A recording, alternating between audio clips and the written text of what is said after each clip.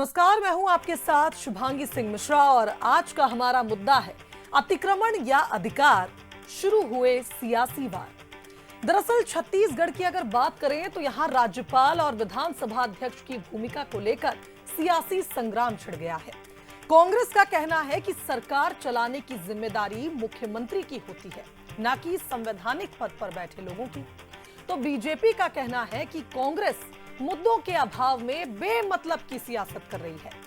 आज इसी पर करेंगे चर्चा, लेकिन पहले देखिए रिपोर्ट। तो बेहद ही गंभीर बात है। संवैधानिक स्थिति इस प्रदेश में खत्म हो गया है। छत्तीसगढ़ में राज्यपाल और विधानसभा अध्यक्ष की भूमिका को लेकर सियासी संग्राम छिड़ गया है। दरअसल संवैधानिक प्रमुख राज्यपाल और विधानसभा अध्यक्ष की भूमिका को लेकर कांग्रेस ने मोर्चा खोल दिया है। पूर्व मुख्यमंत्री भूपेश बघेल ने राज्यपाल रमेन डेका के जिले के दौरों और विधानसभा अध्यक्ष डॉक्टर रमन सिंह के शिक्षा विभाग सचिव को लिखे पत्र को लेकर हमलावर हैं। भूपेश ने कहा कि संवैधानिक पदों से इस तरह सीधे अधिकारियों को निर्देश देना राज्य में संवैधानिक संकट जैसा है। चाहे वो राज्यपाल हो, चाहे विधानसभा का अध्यक्ष हो, संवैधानिक पद माने जाते हैं और ये सीधा सचिवालय को अधिकारियों से बात नहीं करते। बहुत हो गया तो सरकार से सवाल जवाब पूछते हैं। तो बेहद ही गंभीर बात है। संवैधानिक स्थिति इस प्रदेश में खत्म हो गया है। दरअसल विपक्ष का कहना है कि सरकार चलाने की जिम्मेदारी मुख्यमंत्री की होती है, न कि संवैधानिक पदों पर बैठे लोगों की, जो सीधे अधिकारियों से संवाद कर रहे हैं। हालांकि संविधान के तहत राज्यपाल और विधानसभा अध्यक्ष दोनों की भूमिका अहम होती है और वो राज्य की स्थिति से अवगत कराने का अधिकार रखते हैं। इस बीच बीजेपी विपक्ष के आरोपों को सिरे से खारिज कर रही है। बीजेपी नेताओं का कहना है कि कांग्रेस मुद्दों के अभाव में बेमतलब की सियासत कर रही है। बीजेपी का आरोप है कि कांग्रेस संवैधानिक संस्थाओं को भी राजनीति में घसीटने की कोशिश कर रही है। यदि किसी विषय को लेकर के जबरदस्ती तूल देना या फिर राजनीतिकरण करना, ये उनको शोभा नहीं देता। मुझे लगता है कि इतनी गंभीरता माननीय हमारे भूपेश बघेल जी में होनी चाहिए। भूपेश बघेल जी रह के उनको यही तकलीफ आ रहा है। महामहिम राज्यपाल अगर दोहरा कर रहे हैं तो उनको क्या दर्द हो रहा है? और तो अच्छा कर रहे हैं, जा रहे हैं, लोगों से मिल रहे हैं। अब माननीय भूपेश बघेल जी से सीखना पड़ेगा क्या? इस तरह की बात कर रहे हैं, मैं समझता हूँ कि उचित नहीं। राज्य की व्यवस्था को बनाए रखने की जिम्मेदारी सरकार की होती है और सरकार का नेतृत्व मुख्यमंत्री करते हैं। वही राज्यपाल सरकार के संरक्षक होते हैं और विधानसभा अध्यक्ष सदन के संचालन के लिए जिम्मेदार। लेकिन इन दिनों राज्यपाल और विधानसभा अध्यक्ष की सक्रियता को लेकर छत्तीसगढ़ में सियासत तेज हो गई है। कुल मिलाकर अतिक्रमण या अधिकार, इस पर सियासी वार पलटवार शुरू हो चुका है। तो देखा आपने किस तरह से कांग्रेस गंभीर आरोप लगा रही है और एक बार फिर सवाल उठा रही है प्रदेश की सरकार और उसको चलाने वाले मुख्यमंत्री पर। लेकिन बंसल न्यूज के भी कुछ सुलगते सवाल हैं। पहला सवाल तो यही कि क्या राज्यपाल और विधानसभा अध्यक्ष का एक्टिव रोल सरकार में हस्तक्षेप है? दूसरा सवाल, क्या कांग्रेस संवैधानिक दायरे की आड़ में सियासी मुद्दा गढ़ रही है? और तीसरा सवाल कि संवैधानिक पदों पर बैठे लोगों का अधिकारियों को निर्देश देना गलत क्यों है? आज इन्हीं सवालों के इर्द गिर्द रहेगी चर्चा, लेकिन उससे पहले मिल लीजिए हमारे आज के मेहमानों से। बीजेपी प्रवक्ता उमेश घोरमोड़े जी हमारे साथ जुड़ रहे हैं इस चर्चा में। उमेश जी, स्वागत है आपका। कांग्रेस प्रवक्ता अजय साहू जी भी हमारे साथ हैं। डॉक्टर अजय साहू, बहुत स्वागत करती हूं आपका। और वरिष्ठ पत्रकार अनिल पुसतकर जी भी हमारे साथ जुड़े हैं। अनिल जी, आपका भी स्वागत है। अनिल जी, सवाल मेरा वही, राज्यपाल या फिर हम कहें विधानसभा अध्यक्ष अगर संवैधानिक पद पर बैठे लोग कुछ निर्णय ले रहे हैं या कुछ सलाह दे रहे हैं, उनका तो काम ही है, संवैधानिक पद पर बैठे हैं और पहले भी ये हो चुका है, ये तो सतत प्रक्रिया है। इस पर अचानक ही सवाल उठाना कितना सही? नहीं, देखिए शुभांगी जी की सवाल उठाना तो लोकतंत्र की खूबसूरती है। और अगर रमन सिंह जो विधानसभा अध्यक्ष हैं वो अगर चिट्ठी लिख रहे हैं या राज्यपाल अगर घूम घूम कर लोगों से जानकारी ले रहे हैं तो ये उनका अपना विशेषाधिकार हो सकता है, लेकिन कांग्रेस को भी सवाल उठाने का उतना ही अधिकार है, क्योंकि कांग्रेस को सवाल पूछने के लिए ही जनता ने अभी इस समय जो अधिकार दिए हैं। और सवाल नहीं उठाएगी कांग्रेस तो फिर वही बात हो जाएगी कि कांग्रेस का मुद्दे नहीं है। अब पूछते हैं तो आप कहते हैं मुद्दे नहीं, क्यों मुद्दे नहीं है? दूसरी सबसे महत्वपूर्ण बात यह है कि अगर रमन सिंह शिक्षा विभाग के सचिव को पत्र लिख रहे हैं तो इसका मतलब यह है कि कहीं ना कहीं उनसे जो काम जिनको करना है वो नहीं कर पा रहे हैं, इसलिए रमन सिंह को आगे आना पड़ रहा है। अब रमन सिंह को 3 बार के मुख्यमंत्री रहे हैं, उनके पास लोग आज भी जा रहे हैं।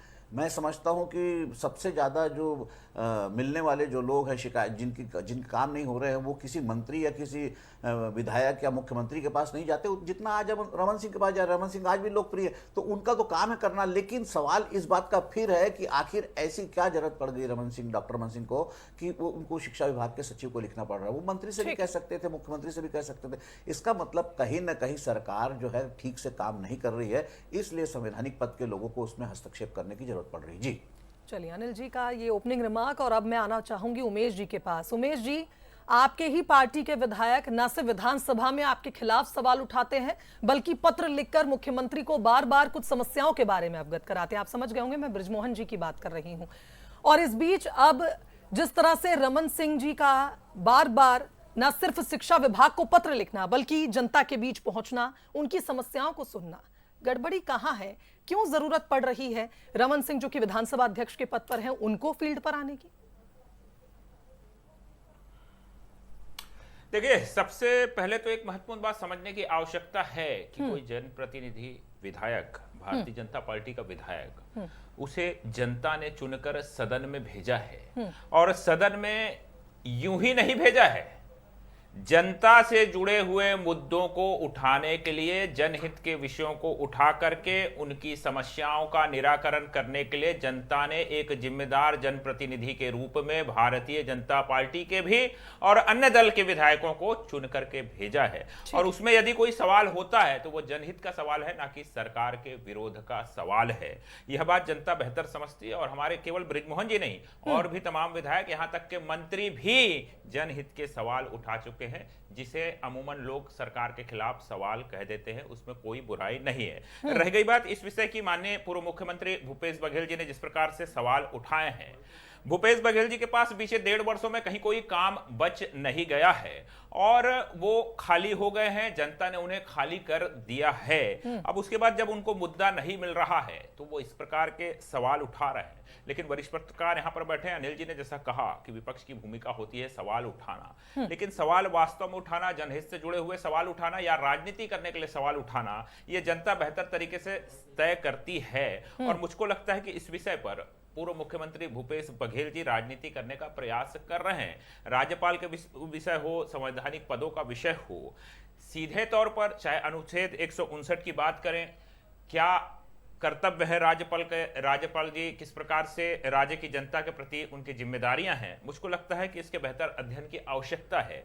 और जैसा कि वरिष्ठ पत्रकार अनिल जी ने भी कहा कि पूर्व मुख्यमंत्री डॉक्टर रमन सिंह रहे हैं और विधानसभा अध्यक्ष की एक संवैधानिक पद की एक जिम्मेदारी के साथ साथ वो एक विधायक भी हैं, पूर्व मुख्यमंत्री भी इस प्रदेश के रहे हैं, तो उनकी भी जिम्मेदारियां, जवाबदारियां बनती है, सीधा जनता से जुड़ाव है। और सरकार में तमाम जो महत्वपूर्ण लोग बैठे हुए, चाहे मुख्यमंत्री जी का विषय हो, तमाम मंत्री का विषय हो, वो तमाम लोग तो अपना अपना काम कर रहे हैं, लेकिन मुद्दों के अभाव में कांग्रेस के तमाम नेता यहाँ पर भटके हुए, बहके हुए और लड़खड़ाते हुए नजर आ रहे हैं। तो तय कांग्रेस को करना है कि क्या विषय है, क्या मुद्दा है और कैसे छत्तीसगढ़ को आगे बढ़ाने के लिए जनहित के सवाल लेकर के आना है। और साहू जी के पास अब मैं जाना चाहूंगी, विकास के लिए सवाल उठाना। ठीक है गुरमोड़े जी, आऊंगी ना मैं आपके पास। साहू जी से अब मैं इसका जवाब लेना चाहूंगी। साहू जी, जनता का कल्याण हो, आप तो हमेशा यही कहते हैं। अगर जनता के हित में कुछ कार्य करते हैं, फिर चाहे वो राज्यपाल हो प्रदेश के या विधानसभा अध्यक्ष हो, जनता का भला अगर इन मुद्दों से होता है, जो मुद्दे वो मुख्यमंत्री के पास ले जा रहे हैं या हाईलाइट कर रहे हैं, तो आपको इसमें परेशानी कहां आ रही है? देखिए शिवांगी जी, इस प्रदेश की जनता ने अपनी चिंता करने के लिए, अपने हितों की रक्षा करने के लिए जनादेश दे करके, लोकतंत्र के महापर्व में हिस्सा लेकर के मुख्यमंत्री विष्णुदेव साय जी को जनादेश दिया है, भारतीय जनता पार्टी को जनादेश दिया है, ना कि राज्यपाल रमन डेका जी को जनादेश दिया है। महामहिम का जो कार्य क्षेत्र है वो सरकार के सरकार को सलाह दे सकते हैं, वो सरकार के गतिविधियों में हिस्सा नहीं ले सकते, वो जिलों का दौरा करके अधिकारियों की बैठक नहीं ले सकते। ये व्यवस्था संविधान ने दी हुई है। अब बात करते हैं डॉक्टर रमन सिंह जी की, जो संवैधानिक पद में बैठे हैं, उसकी एक मर्यादा है। अगर उनको कोई बात कहनी थी तो वो संबंधित विभाग के अपनी पार्टी के अंदर के जो मंत्री है उनको कह सकते थे। उन्होंने सीधे पत्र लिख करके दर्शाने का प्रयास किया है कि सरकार के अंदर का जो मंत्री है वो उनकी बात नहीं सुन रहा है। तो वो ये जो आपने आज का विषय रखा है, अतिक्रमण या अधिकार, तो जिस व्यक्ति का अधिकार है उसके अधिकार में अगर अतिक्रमण होगा तो विपक्षी दल होने के नाते कांग्रेस पार्टी मुखर होकर के आवाज उठाएगी, क्योंकि सरकारें तो आती जाती हैं, लेकिन अगर एक बार किसी के अधिकार में शुभांगी जी अतिक्रमण हो गया तो उस अतिक्रमण को हटाने के लिए, उस अतिक्रमण से पार, लेकिन बीजेपी की ओर से यह भी कहा जा रहा है साहू जी कि भूपेश बघेल के पास कोई मुद्दा नहीं है। शुभांगी जी 10 सेकंड और लूंगा। ठीक है, बोलिए। जी मैं ये कह रहा हूं, उमेश भाई ने अभी एक बात कही कि भूपेश बघेल जी खाली हो गए हैं, तो राजनीति में जी बस मेरा भी यही सवाल खाली हो सकते हैं, भूपेश बघेल खाली नहीं हुए हैं। छत्तीसगढ़ से जिम्मेदारी हटने के बाद में उन्हें पार्टी ने राष्ट्रीय महासचिव बनाया है, ठीक उसी तरह जैसे डॉक्टर रमन सिंह जी को राष्ट्रीय उपाध्यक्ष बनाया था। उनके पास कोई काम नहीं था, वो रायपुर में बैठ करके छत्तीसगढ़ की राजनीति किया करते थे। भूपेश बघेल जी पंजाब में जाकर के कांग्रेस पार्टी को मजबूत करने का काम कर रहे हैं। तो भूपेश बघेल जी के पास पर्याप्त जिम्मेदारी है। अखिल भारतीय कांग्रेस चलिए साहू जी 10 सेकंड से ज्यादा हो गए। का सबसे बड़ा चेहरा बनाने का काम किया है। उमेश जी मुस्कुरा रहे हैं, सुन तो लीजिए साहू जी। अब ना भारतीय जनता पार्टी को करने की आवश्यकता है, आपको तो ये देखना है कि क्या मुख्यमंत्री इतने अक्षम हो गए हैं कि महामहिम राज्यपाल को जाकर के जिलों की बैठक लेनी पड़ रही है। क्या मंत्री जो है वो अपने पूर्व ठीक है साहू जी, अब सुन तो लीजिए। पूर्व राष्ट्रीय आपका गुस्सा पहुंच गया है जनता तक, निश्चित रहिए। ट्रांसफर जो है युक्ति उमेश जी से जवाब तो ले लीजिए। चलिए उमेश घोरमोड़े जी, साहू जी आऊंगी मैं आपके पास, अभी वक्त है, अभी हम चर्चा कर रहे हैं। उमेश जी, मुझे बड़ा आश्चर्य हो रहा है इस प्रदेश के पूर्व मुख्यमंत्री माननीय भूपेश बघेल जी के खाली होने और खाली नहीं होने पर कांग्रेस के प्रवक्ता को इतना लंबा स्पष्टीकरण यहाँ पर देना पड़ गया। जनता समझदार है, इससे स्पष्ट होता है कि कौन खाली है कौन खाली नहीं है।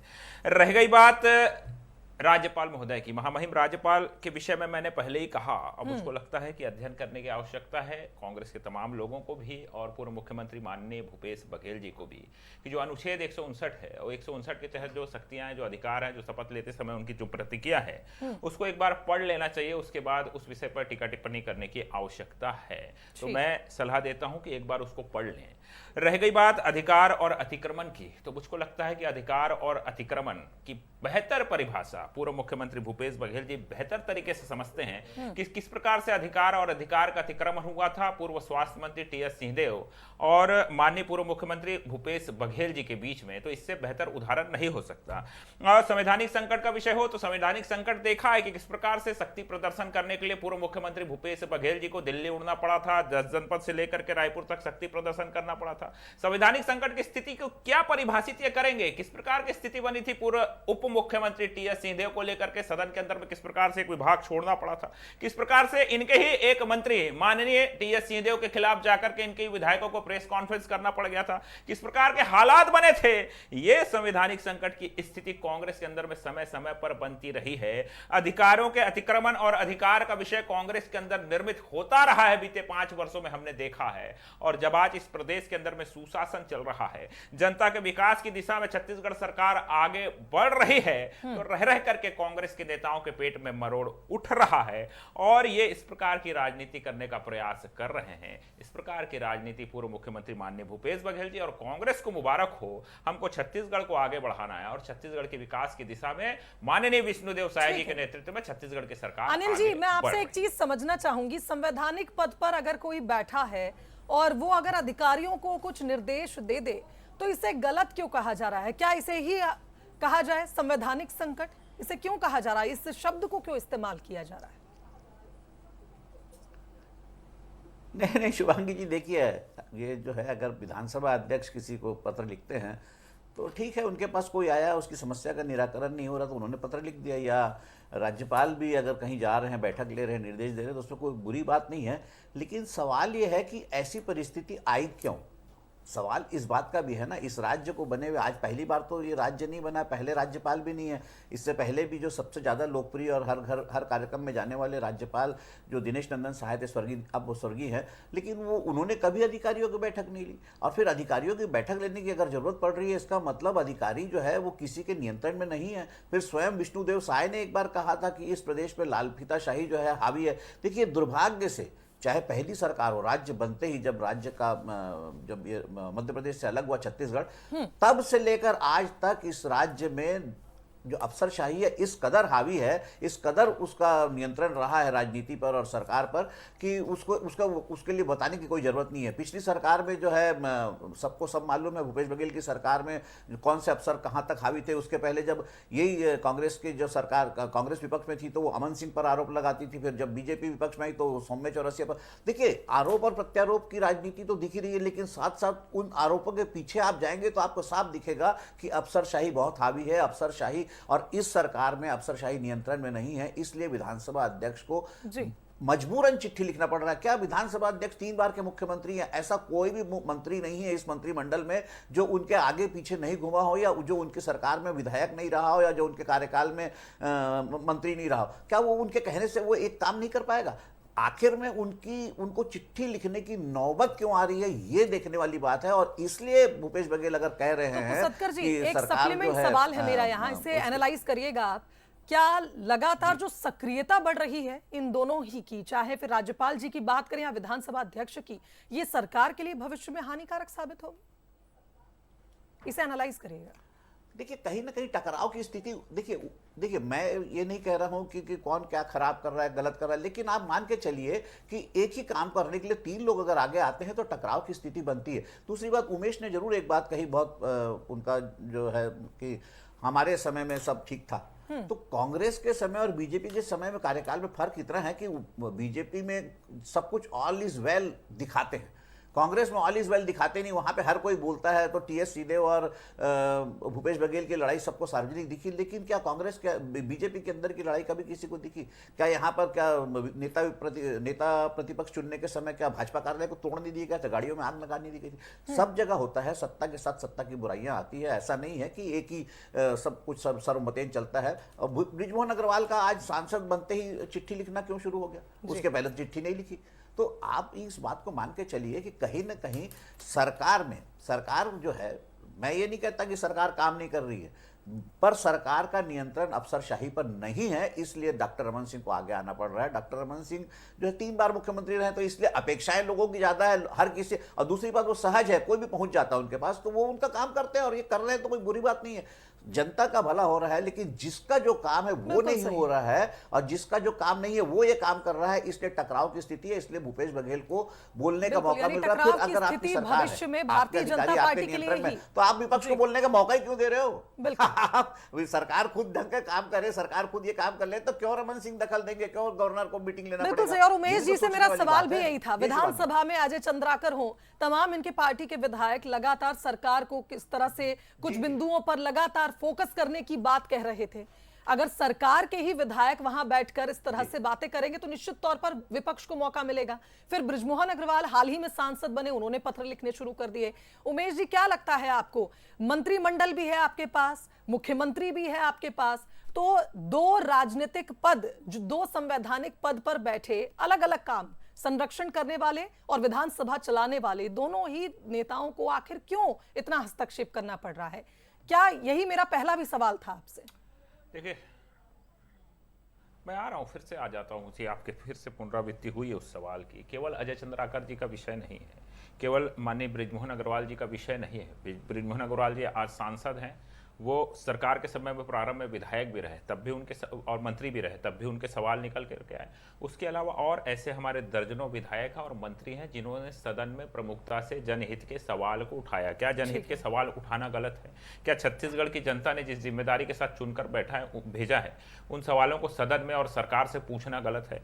यदि कहीं कोई कार्य होता हुआ नहीं दिख रहा है, उसमें कहीं कोई कमी है, उस चीज को अवगत कराने के लिए पत्राचार, जनता के लिए पत्राचार करना, उस कार्य को आगे सराहना हूँ। करवाना क्या गलत है? ये बात हमने पहले भी, आपने भी मुझे पहले समझाने की कोशिश की।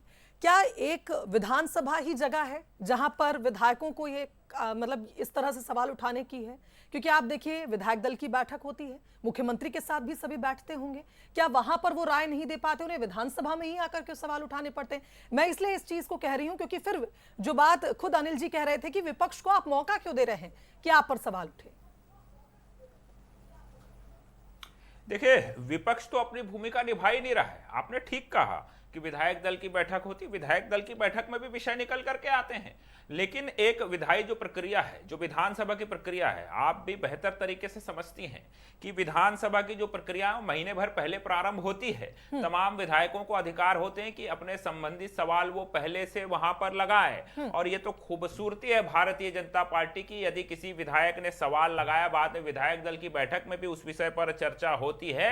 सरकार में बैठे हुए तमाम प्रमुख लोग उस सवाल को रोकने का प्रयास नहीं करते विधायक दल की बैठक में, बल्कि हमारे तमाम मंत्री जनहित से जुड़े हुए सवालों का ना सिर्फ जवाब देते हैं बल्कि उसके निराकरण की दिशा में भी आगे बढ़ते हैं। तो एक तरफ तो विधानसभा की कार्यवाही, एक उसकी खूबसूरती, उसकी कार्यप्रणाली की, और दूसरी विधायक दल की बैठक और भारतीय जनता पार्टी के नीतिगत निर्णय कि जनहित के सवाल आने चाहिए।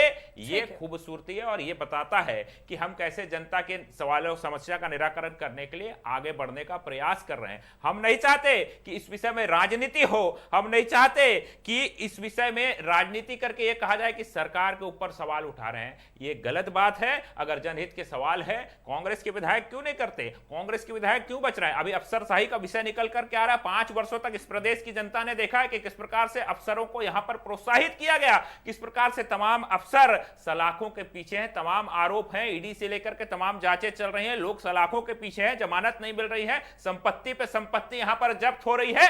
उस पर पूर्व मुख्यमंत्री भूपेश बघेल जी और कांग्रेस का एक नेता नहीं बोलता है, यहां तक कि एक पूर्व मंत्री भी सलाखों के पीछे है।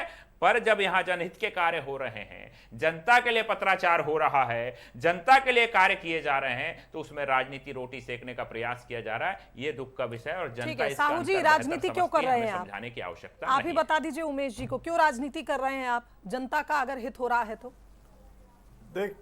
देखिए शुभांगी जी, अगर 3 ट्रांसफर के लिए सचिव को चिट्ठी लिखना जनहित का काम उमेश जी और इनकी पार्टी समझती है तो इनको मुबारक हो। अगर वही पत्र गांव के नदी को में बांध बनाने के लिए, सिंचाई व्यवस्था के लिए डॉक्टर रमन सिंह जी ने लिखा होता तो हम इस पर प्रश्न खड़ा नहीं करते। अगर डॉक्टर रमन सिंह जी ने अपने विधानसभा क्षेत्र में खस्ताहाल सड़कों को ठीक करने के लिए पत्र लिखा होता तो हम इस पर प्रश्न खड़ा नहीं करते। लेकिन डॉक्टर रमन सिंह ने पत्र लिखा, 3 जो युक्तियुक्तकरण चल रहा है, जो मुख्यमंत्री का मतलब बहुत ही दिलचस्प और इंटरेस्ट वाला मामला है, मुख्यमंत्री इसमें कहीं भी टॉलरेशन के मूड में नहीं दिखते हैं, उसके लिए 3 ट्रांसफर के लिए पत्र लिख रहे हैं। और भारतीय जनता पार्टी का प्रवक्ता टीवी चैनल में बैठकर कहता है कि ये जनहित का मामला है, तो ये भारतीय जनता पार्टी को मुबारक हो। मैं इस पर कोई टिप्पणी करना नहीं चाहूंगा। मैं बात करता हूं सरकार की। इसी प्रदेश के अंदर मुख्यमंत्री कहते हैं कि बहुत बड़ा, सुन लीजिए, इस सरकार की खूबसूरती बताता हूं मैं आपको शुभांगी जी।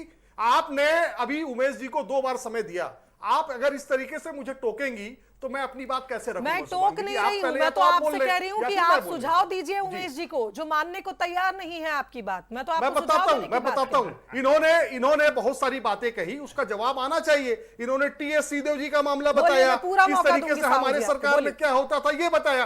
तो मैं ये कह रहा हूं मुख्यमंत्री जी विष्णुदेव साय जी कहते हैं कि कर्रे गुट्टा की पहाड़ी में एक ऑपरेशन चल रहा है, उनके मुख्यमंत्री उसकी खंडन करते हैं। ये भारतीय जनता पार्टी की खूबसूरती है, इसका जवाब लीजिएगा इनसे। लेकिन वही अगर कांग्रेस में होता है तो कांग्रेस की कुछ मुद्दे से भटक रहे हैं। ये भारतीय जनता पार्टी के जो दोहरा चरित्र है। और सुनिए, राज्यपाल थी इससे पहले अनसुईया उइके, वो भी जिलों में जाती थी, कभी है मेरे पास साहू जी, माननीय मुख्यमंत्री भूपेश बघेल जी सुझाव मांगे थे आपसे। आपको अगर कोई बात कहनी है आप सरकार को सलाह दीजिए। शुभांगी जी 10 सेकंड में खत्म कर रहा हूं जी। वही अनसुईया उइके छत्तीसगढ़ से उड़ करके जब वहां अमणिपुर जाती है, राज्यपाल बनती है, तो वो राजभवन से बाहर निकलने का काम नहीं करती है। वहां मणिपुर 1 साल से जल रहा होता है, राज्यपाल के कदम बाहर नहीं आते हैं। ये भारतीय जनता पार्टी की खूबसूरती है। तो मुझे भारतीय जनता पार्टी को कोई जवाब देने की आवश्यकता नहीं है। उनके यहां इसे भले ही भारतीय जनता पार्टी की खूबसूरती कहा जाता चलिए, हो, ठीक है। और अगर भारतीय जनता पार्टी इसे खूबसूरती मानती है तो ये खूबसूरती भी उन्हें मुबारक हो। इन्होंने जनता के हित में काम होना चाहिए साहू जी, इसी को असली खूबसूरती जनता मानती है और इसीलिए जनप्रतिनिधि को चुनती है। फिलहाल आप तीनों का बहुत शुक्रिया हमारे साथ इस चर्चा में जुड़ने के लिए। और आज का मुद्दा में आज के लिए फिलहाल इतना ही। और जैसा कि आपने देखा, लगातार राजनीतिक दलों की बयानबाजी, लेकिन एक बात साफ है कि अगर जनता के हित में कार्य होता है तो निश्चित तौर पर इसकी सराहना होगी। इसी के साथ आज का मुद्दा में फिलहाल इतना ही। मुझे दीजिए इजाजत। नमस्कार।